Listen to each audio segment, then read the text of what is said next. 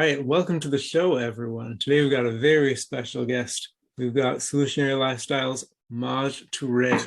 Maj, welcome on the show. Word, thanks for having me, man. I appreciate it.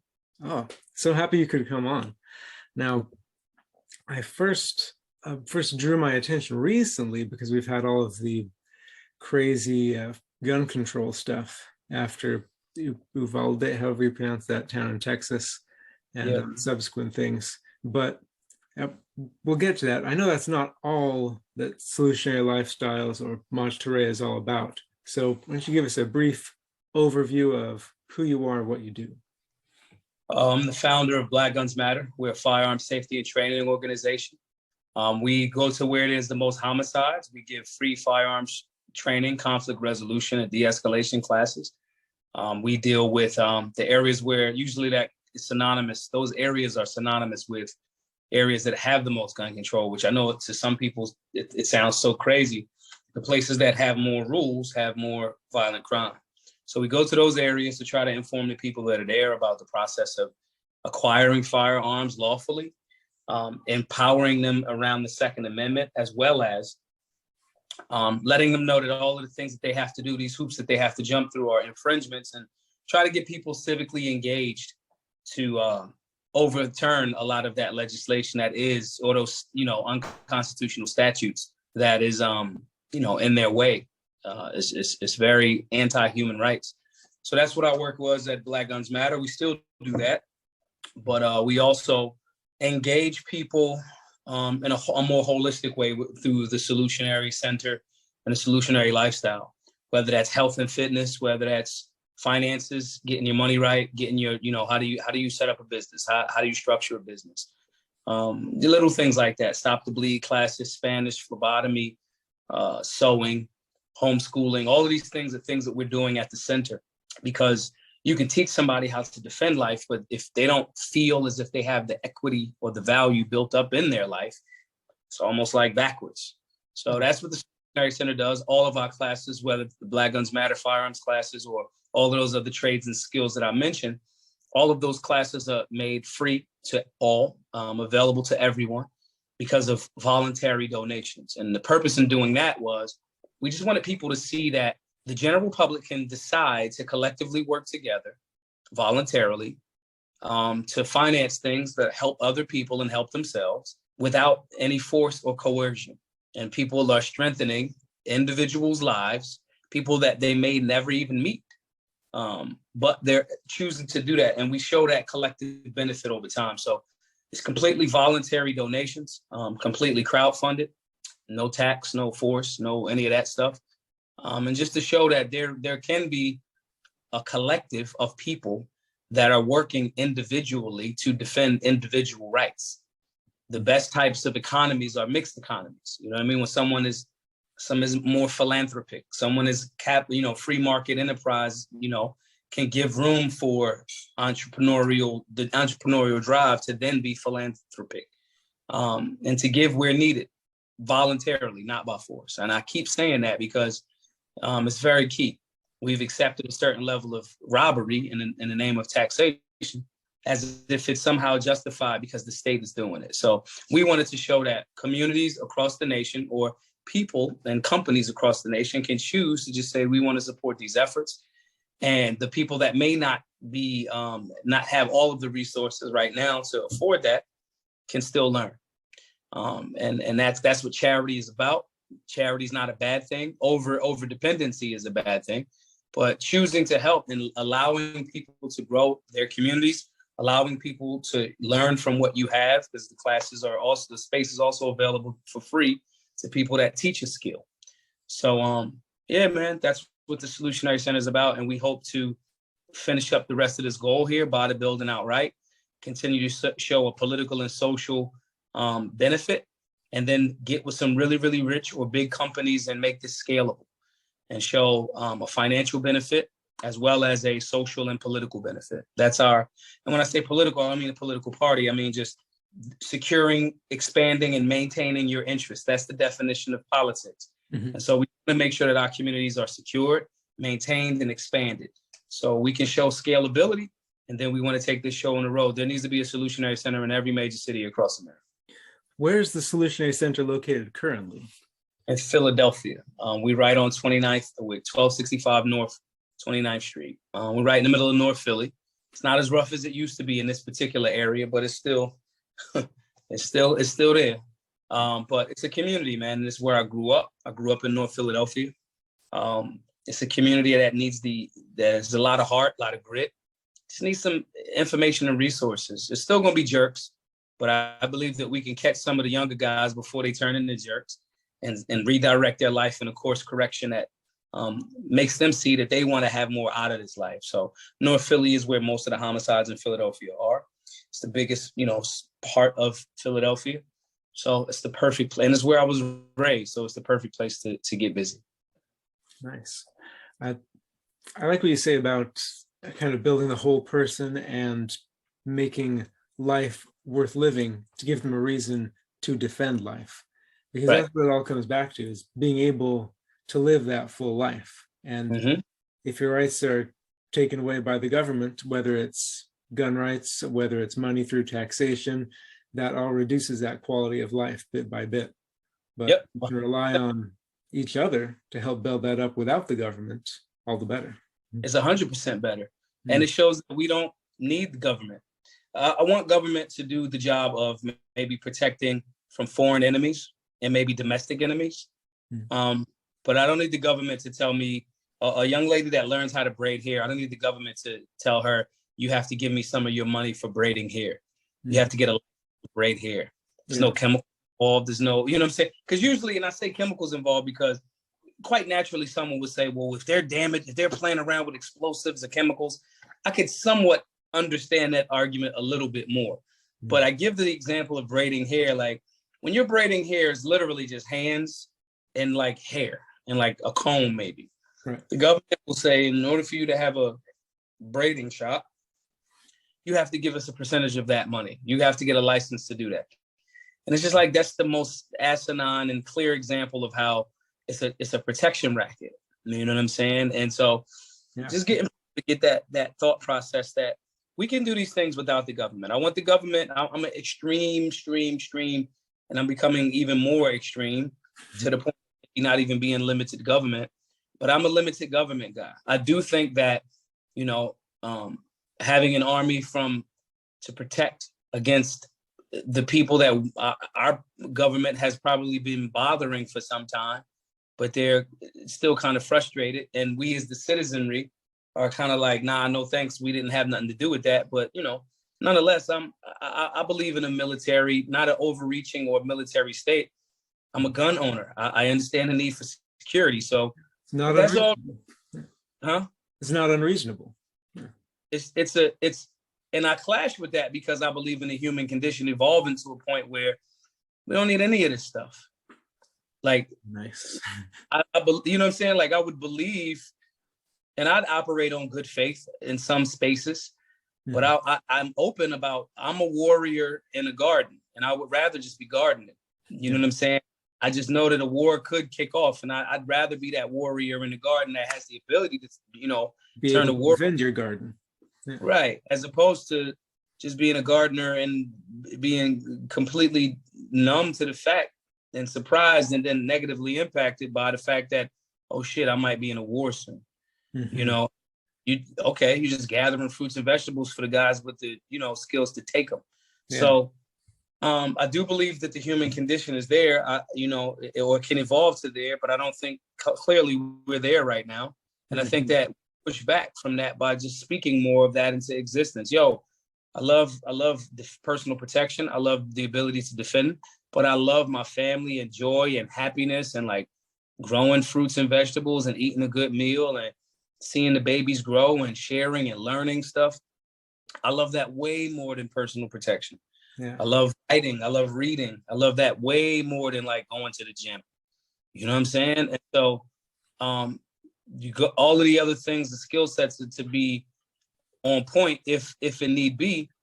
But, I believe that. So I'm saying that to say I understand that the human condition can go there, but I know that this state has done some fucked up things to people and other nations for some time now. And geopolitics is like the street. They don't care if you got your shit together. If you got issues with me 2 years ago, 10 years ago, 50 years ago, 20 years ago, and our government still got issues with you, some of your people on your team, and that might be civilians, might get their head blown off as an example, because you blew off some of our babies' heads. So I understand security, and that's all I really need the government to do. But the problem with doing that is now they start looking, you support them with a strong military, and now they start looking for more territory to conquer. Exactly. And that way it seems almost regressive. The more energy you put into preventing, you think, these problems, the more it creates, because eventually, like you say, they go out looking for more problems, because then that gives them a reason to keep existing. Right. As opposed to just going like, yo, man, we got it. And let's just focus on what we got right here and build strong borders and boundaries around, don't fuck with us. And then start also going, hey, man, we kind of fucked with y'all for a little while. We need to step back. We need to be out of your space. And we need to respectfully just fall back. You know, right. People's egos and shit. And like you said, the justification of the job. Bruh, the infrastructure in America, when you travel abroad and you see Japan looks like light years ahead of America and certain bullet trains and everything. Yeah. Right. So all of those guys that are doing those other jobs, let's put them on like getting bullet trains in America, you know, or insert whatever thing that could evolve the human condition. Mm. You know, Nikola Tesla was a Serbian genius that created so many things, anti-war machines, all of these different things that I would love for us to, you know, put our energy into, like, you know, giving more of an option. Okay, people are saying electric cars, but okay, what happened when the battery goes out and you got to have the minds with these people dying to like create the resources to make the battery? Somebody should put their brain on. You know, I saw the guy that got murdered in Buffalo was working on a combustion engine for cars that ran on water. You know, so like, these are the types of things that I think the human condition would be served by going in that direction, as opposed to just like bullets and bandages. But again, where we at. So I'm not going to be the only person in the room without a fucking gun. Wow, you know what I'm saying? That's true. So it's just a balance. It's a tricky balance, but I want to speak more existence into us evolving in love and light and all that other type of stuff while being prepared. But I do think that we can get there, and I'm hopeful that we do. I think that's a key to preaching the voluntary action and showing it, is that people can see that there is a better path and that it works. And then hopefully more of them will choose that path themselves. Yeah. Yeah. 100%. If you show somebody, yo, man, I don't hustle heroin anymore. If you still want to hustle heroin, you can. However, I'm doing this business right here, and it's 70% of the money that you make from heroin, but I have zero risk in going to jail or getting murdered. Do you take that 30% price, pay cut? Yes.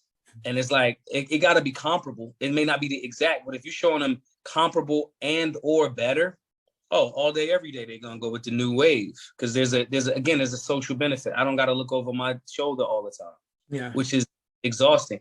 And it's crazy because people that say like, oh, guys that sell drugs, they take the easy way out. And it's like, man, you never sold drugs. Like, that's a 24-hour job. It's probably the only way they can see, and that's why they take it. Right. So, I just presenting somebody something different as an option. Again, and going back to the center, showing people like, yo, we could do this. We could do this. We could help the community. We could make a good living for ourselves while respecting other people's rights, while educating people and being cool. Like there's no better for me. There's no other selling point that I would need. So wait, I could make a good living for myself. I could help people. People are proud of what I do. I meet so many interesting people. I talk about the stuff that I want to talk about. We're pushing the liberty movement. We're getting urban America waking up. Like, I don't even know. Where's the downside? There's no downside. Right. So, but yeah, like you said, man, it's just people come around. Just got to stay consistent. Yeah. Now, turning more to the gun control thing, I've seen some of the leftist progressives on Twitter, especially, saying things like, oh, if Black people got guns, then they'd pass gun control right away because all those Republicans are just racist or whatever they say. But I remember I saw a tweet from you challenging that directly, where you said, let's just get some money and start buying people guns and see what Yeah. happens. Yeah, I'm actually working on that now. I got it pulled up on my laptop right there. I'm going to create a $10 million fund. And all, just like we gave away $600,000. Anybody that wants to be a part of it, any beginner, first-time gun buyer that takes classes and then wants to train, we're going to pay for their guns. It's not a straw purchase because the money is earmarked for their firearms. And we just gonna do it that way. And you could use the money to purchase a firearm. We might do something where like they buy it and then we reimburse them, just so no one tries to hit us with the you're doing straw purchases type thing. But yeah, it's not true. First and foremost, so like when people are saying that, the Democrats are actually the people that have pushed more gun control than anybody. Gun control was started to make sure that Black people didn't have the means to defend themselves. That's the reality. And there's so many layers to that level of bigotry. I mean, everybody has been tweeting it, and Joy Behar said it on The View, and it's like, then you'll get gun control.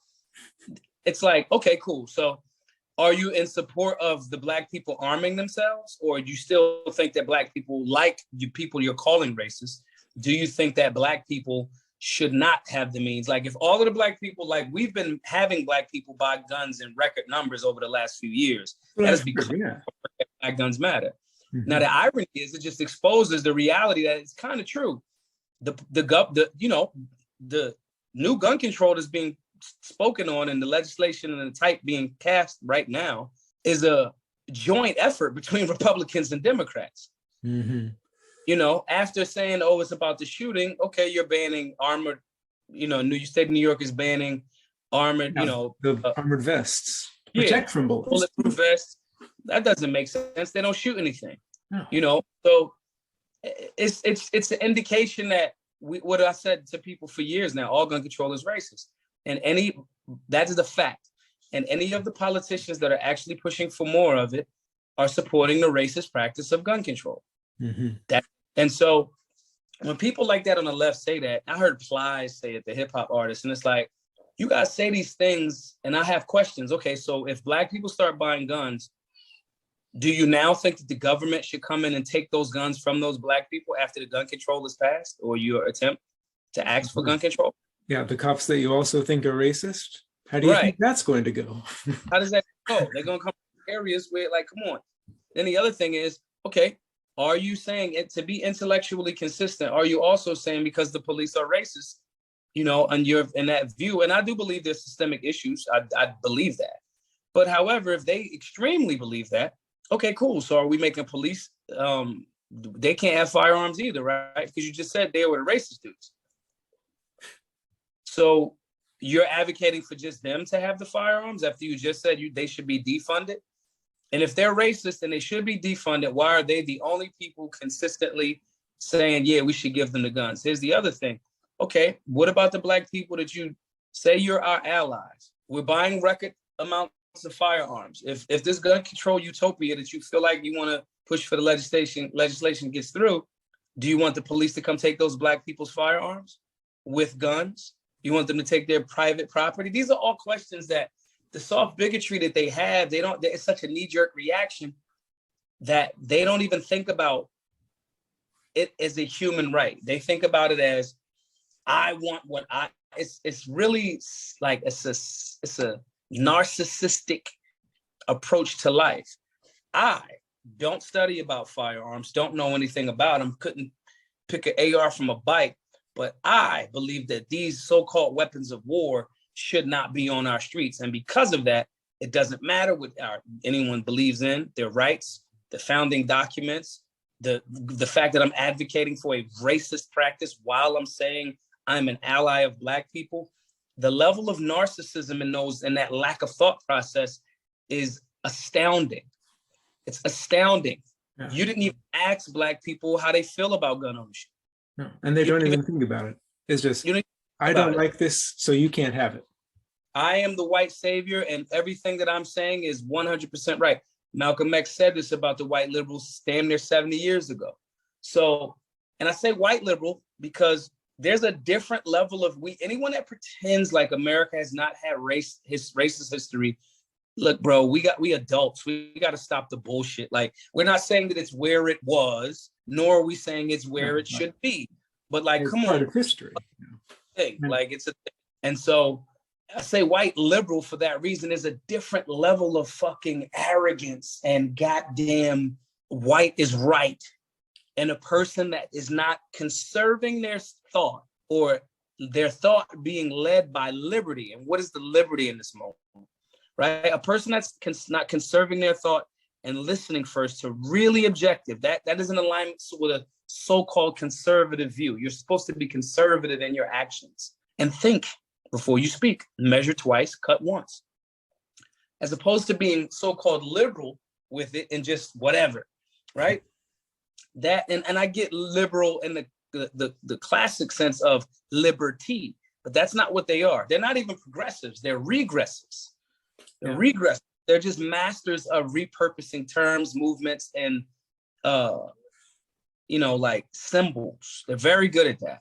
So saying this to say, when I say a white liberal, it's not to diss white folk in general.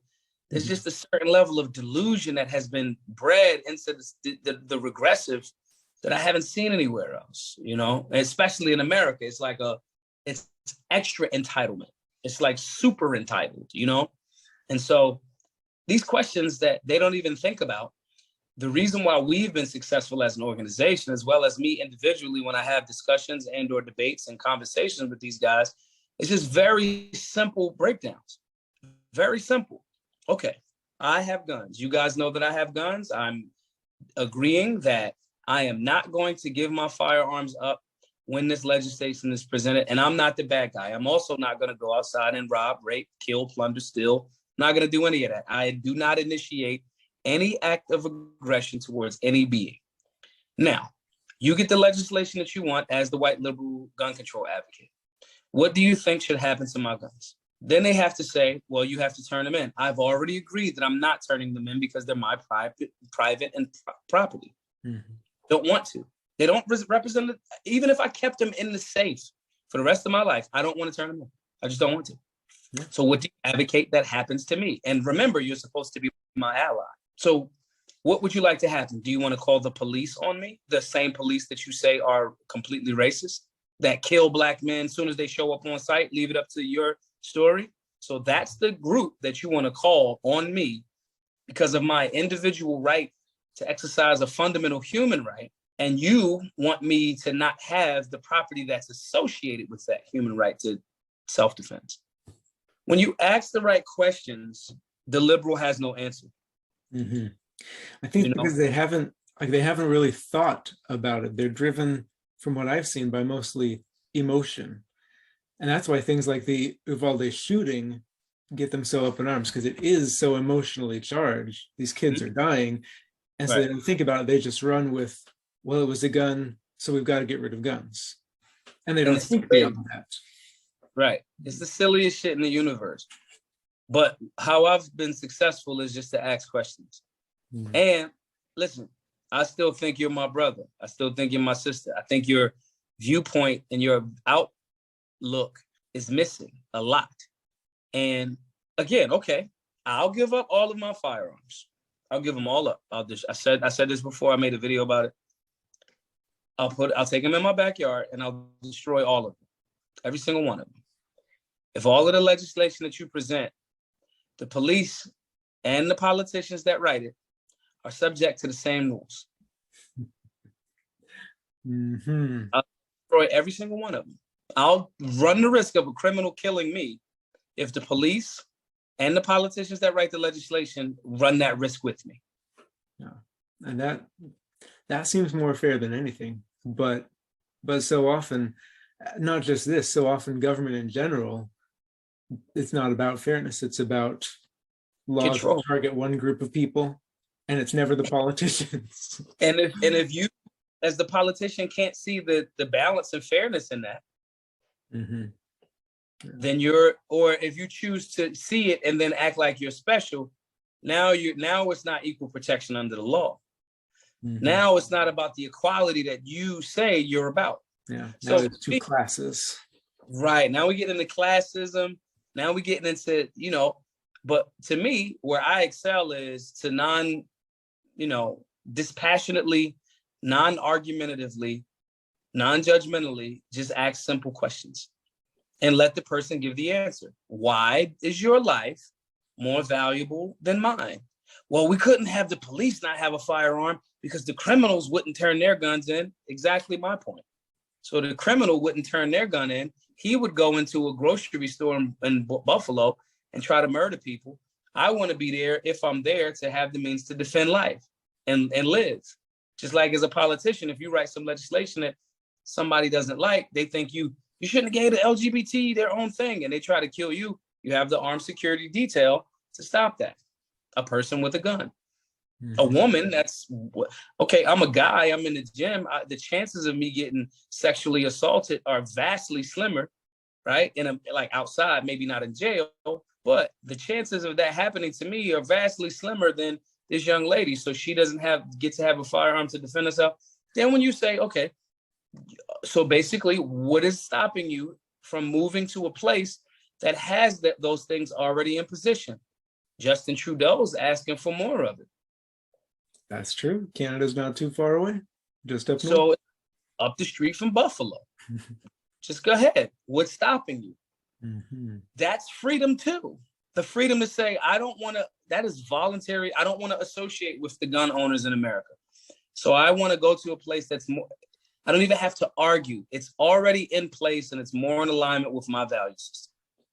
Mm-hmm. Because you hate America a lot of times anyway. So these are all questions that the general public has to become well-versed in. And when I say general public, I mean the general public that leans more towards respect for human rights and the right to defend self. Mm-hmm. We have to genuinely make ourselves soldiers of an articulate nature to ask these questions with no emotion, no argument.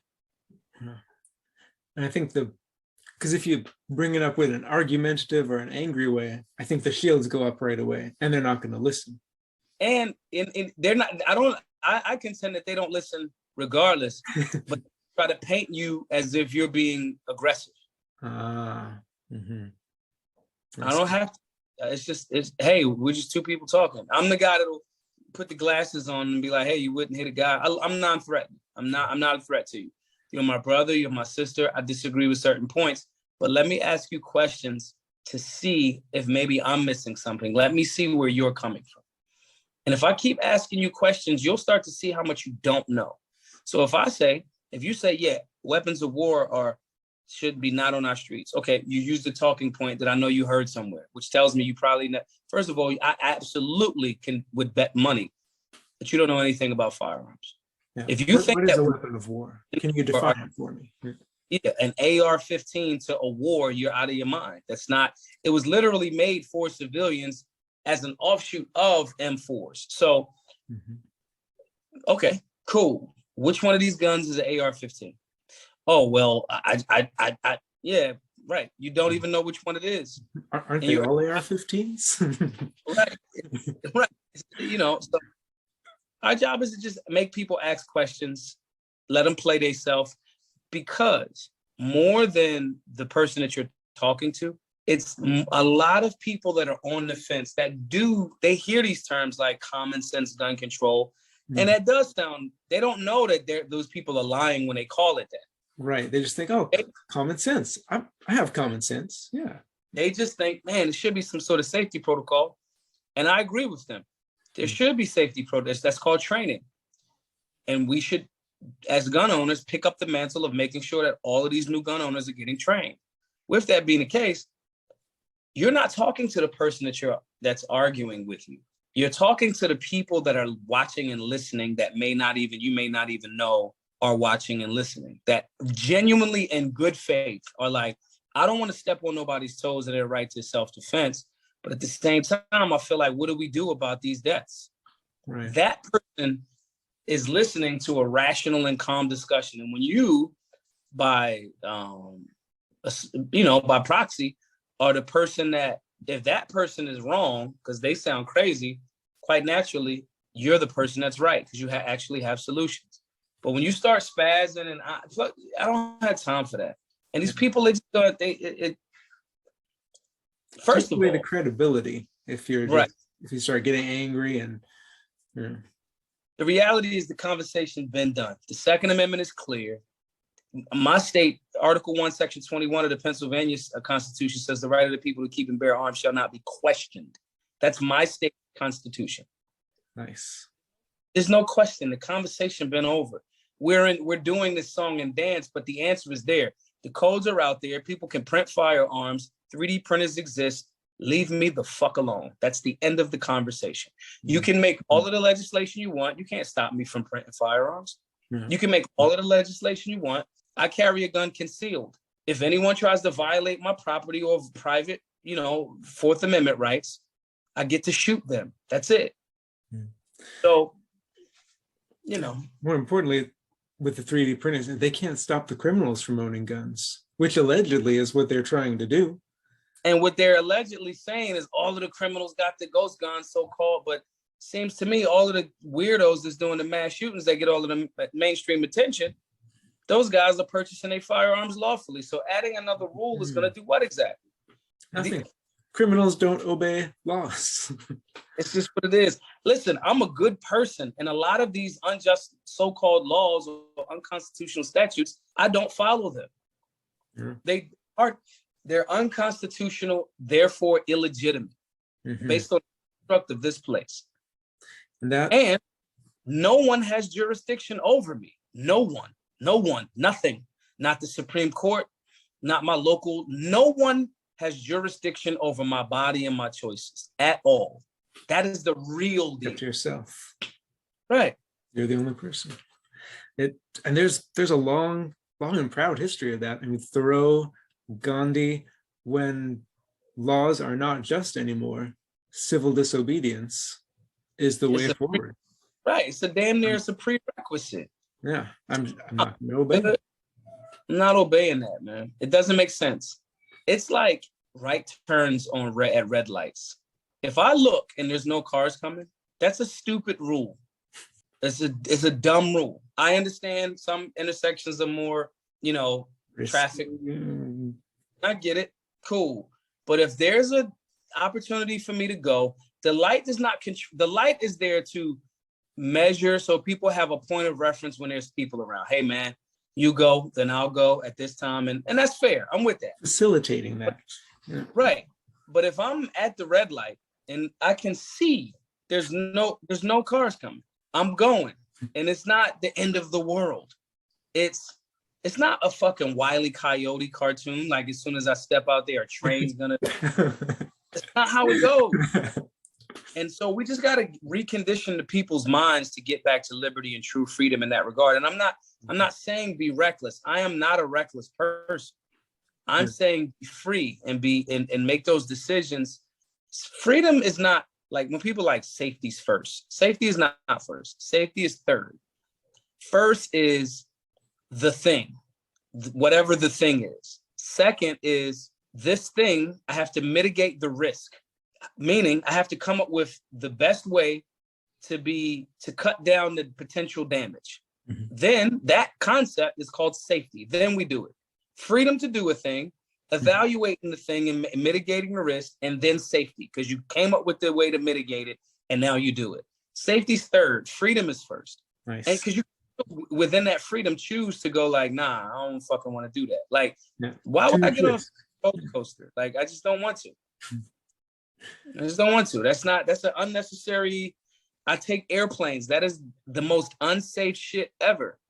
Airplanes are not safe. We accept them as somewhat safe. You're on a metal tube, 30,000 feet in the air, going 400 miles per hour, filled with highly flammable jet fuel. And none of us have parachutes. Yeah, so there's considerable risk. Right. And we just considered the risk and went, how can we mitigate this? How can we make this as safe as possible? The truth of how unsafe it is, and you recognize it, as soon as you go through some rough turbulence on a small plane, you will quickly understand how unsafe this shit is. Then it hits you, holy crap, I could die in like 10 seconds. You have no control over it. Yeah. Elevators are not safe. You're on a cord, dangling. Mm-hmm. In a 100-story building, you just put trust in it because then you can't see. Yeah. Then go to Seattle and go to the Needle restaurant, and there's glass where you can look down and see how high you up and see how you're like, your body is like, dude, what the hell is wrong? Why are you this high in the air? Mm-hmm. My point there is we've made a decision to choose to participate in certain things that are safe or unsafe based on our ability to mitigate that risk. And owning a firearm is just that. I choose to say, I want to have the personal protection if something happens. The same reason why I carry a tourniquet and a med kit in my truck or in my book bag. If something happens, I want to be prepared to save and defend life. If I'm in the kitchen or one of my loved ones, is in the kitchen and they cut themselves with a knife, I want to be able to stop that bleed right then and there. I want to have the tools to do it and the skill set to do it. And same thing as a firearm. So we just got to start getting people to communicate the position that way. That's true. And that's far more effective than just arguing because it's my right. No, let me tell you why my right has a responsibility associated with it and why I want you to understand the importance of that responsibility to start exercising your right better. If we do that the right way, more people in that middle space that are genuinely good faith listeners are going to be like, nah, that makes a lot more sense. And I kind of want to go with that. Or they'll go, hey, that makes sense. I don't want a gun, but hey, bro, at least I'll stop advocating politically for you to not have a gun. Mm-hmm. Cool. Yeah, they see the point, even if they don't want to do it themselves. Yeah. Nice. That's fantastic. I love what you're doing. I think it's really, really important, especially focusing on the firearms themselves, because it boils down to what you said. It's property. This is my personal property, and that's the key part of being a human, is that you can own things that you've either created or worked to purchase from someone else voluntarily. And if you can't do that anymore, if you can't own property, you don't have anything. You can't even really own yourself, because it takes property, a home, food, in order to keep yourself going. Right. This is all a conversation about property rights and human right to defend whatever that property is. And that could be something as simple as, no, I don't want to take an experimental jab. No, I don't want to cover my face with a mask. No, you can. I don't want to. Yeah. And then there's the follow-up, similar with the guns, where people say, well, then you're increasing my risk and you're not allowed to do that because you're infringing on me. But again, you got to ask questions. You got to flip it around. Why should you be able to control me? Right. Decrease your risk of something. And should I be able to do the same to you? Here's the other thing. I ask that question and then I go, no, I'm not. I'm not increasing your risk. No, I'm not. Because they're going to go to the stat game and say, you increase the chances of da-da-da-da-da. No, you as the gun owner, which you are not, when you purchase a firearm for your home, that stat is you increase the chances of an accident, whoop-de-whoop-whoop-whoop. But you are anti-gun, so you didn't purchase a firearm. So I am not increasing your risk of anything. I'm not. Nice. You don't have a gun. It's the same thing with the mask. You're putting me at risk because you're not wearing a mask. We don't even got to get into the fact that those masks don't do anything. We don't even got to go there because they'll try to debate you endlessly on that. I'll go, okay, does your mask work? Yes, it does work. Okay, cool. Then you're good because your mask works. I am not putting you at any risk because your mask works, right? Cool. Nothing else to talk about. I don't have to subject myself to, this is my bodily autonomy. And I don't have to do anything to make you feel better. I'll respectfully say in love and light, hey, man, I'm so glad that you have your mask. And it's great that you're taking precautions that you feel necessary for you. And I support you in that decision for you. That's it. This is my body. Motherfuckers forget my body, my choice real quick when it comes to the gun thing. And I think that all goes back again to the government itself, giving this illusion that if a politician says something or if most people want something, then it's right. Right. And that's that. And we can Look, force people to do it. well, everybody wants it, so it got to go this way. Number one, your parents told you this is a lifelong lesson. Well, if everybody was jumping off a cliff, would you do it? Fuck no, I wouldn't. Cool. Same thing here. That's one. And two, so they don't see that contradiction. And two, here's a huge indication of how many people were just compliant with this mask thing and didn't actually want to do it. The airport. When it was mandated, everybody, I got kicked off of so many airplanes, right? For not wearing a mask. But when, well, I got kicked off for not wearing a mask, or off of airplanes for more than just not wearing a mask too at certain points. But nonetheless, when it wasn't so-called mandated, there was never a law. It was a mandate, right? When that happened, the vast majority of people in the airport now don't have masks. No. Yeah. Which means the general public didn't want to do it. They were the middle ground people that believed and just wanted to follow whatever the rule was. Yeah. They didn't think it worked. They were just doing it because they were told to. Right. Which means if the general public really wanted this thing voluntarily at the fucking airport, people would just have masks on. They would do it. Yeah. Because they like, man, this COVID shit is crazy. But that's not what it is. Mm-hmm. And my job is the primary solutionary. My job is not just about teaching people about firearms and stuff like that. My job is to realign the perception of our country. It's just questions. I just need you to, I'm just gonna, if you want to, if we have a conversation, if you listen to this video, I'm just gonna ask questions. My job is to make you think differently. My job is to just, for a second, in good faith, because I'm not gonna attack you. It's not my thing. Look at this a little bit from this angle. I used to say this example to people, how some psychological operations are happening to us all the time, right? They tell us that our body is dirty. They tell us that, certain things are horrible. And I would give this example a lot of times.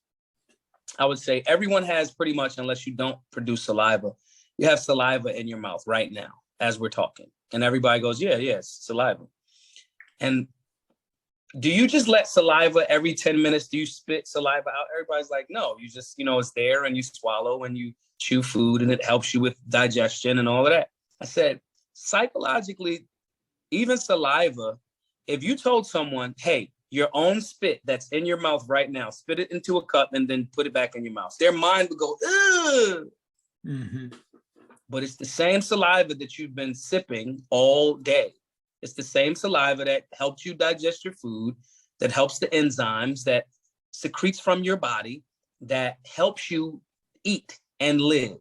It's the same exact saliva. Go down there. It's supposed to. Now, if you say, well, it's different because it was in the air. Your mouth is open as you're telling me this. Yeah. Psychologically, there are things presented to us to tell us to think of a thing a certain way, and it's not a certain thing. We say, I would never. But you kiss your mate with your tongue. Mm-hmm. So you exchange bodily fluids. The same saliva that both of y'all just said was the most thing. Now, am I advocating that people should walk around drinking it, like putting it in cups? No, what I'm saying is, psychologically, there are things that have been taught to you that my job is to step back with me and just let me share something with you that you may look at it a little bit differently. The world can exist where people can be completely armed and super peaceful. The human condition can get to, man, we collectively just don't want to do this. We don't want to have war. It can get there. The libertarian movement is a great vehicle to assist the human condition in going in that direction. Simple phrases: don't hurt people, don't take their stuff. It's not hard. When you think about it, if taking something that is not yours, that you did not participate in creating, is wrong and it's theft, then that's what taxation is. They took it out your check and didn't even ask you. Mm-hmm. It's not okay. Having a monopoly of force by the state is not okay. You as a human deserve the same means to defend yourself from all enemies, foreign and domestic. You have that human right. It's not groundbreaking information. These are, like you said, Thoreau, Thomas Paine, George Adams, George Mason, Samuel Adams, Malcolm X, Frantz Fanon. I mean, the world is littered with guys and women. We ain't even get into the anarchists. So Spooner, you know what I'm saying? Yeah, it's just a matter of knowing, like you said, of thinking about it in a different way besides what public school and the media has programmed people to think. Yep. And it's that simple. And that's what my job is. I'm a point guard. I just show people the right direction. You know what I'm saying? So anyway, I think that's fantastic, Maj. Now, thank you so much for coming on and for talking about all this great stuff with us. Do you have anything to plug before we wrap up? Yeah, man, everybody go support the work, man. All of the classes are free. Go donate. We got maybe $380,000 left to raise. GiveSendGo.com/solutionary. That's for the classes. That's to buy the building outright. That's to keep the classes going, across the country too, free to all, as well as all of the other classes and skill sets that I mentioned. Also, buy some merch, man. BlackGunsMatterShop.com. Go get a Solutionary tank top. Go to the website, register for the classes, solutionarylifestyle.org. And if you're going through something, man, and something that you heard today resonates with you, email me, especially if you're going through something mentally suicidal, depressed, all of that. Send me your phone number. My email is solutionarylifestyle@gmail.com. I don't know you, but I care for you. And I'd rather talk to you and hear about your bullshit than read your obituary. So, yeah, man, that's how people can contact. Oh, follow me on Instagram. Instagram keep taking my pages. I was at 100,000, and my Instagram, Big Daddy Toure, BIGDADDYTOURE, and that's about it. Fantastic. I'll get the links and I'll put them up in the description when I get this out. All right, man. Tag me in it, and I'll repost it away. Will do. Thanks so much, Maj. All right, peace. Thank you so much for watching this video. If you like what we do here, please like, share, subscribe, comment, and go over to our website where you can offer donations, request help us help people who are in need voluntarily. And we'll see you next time.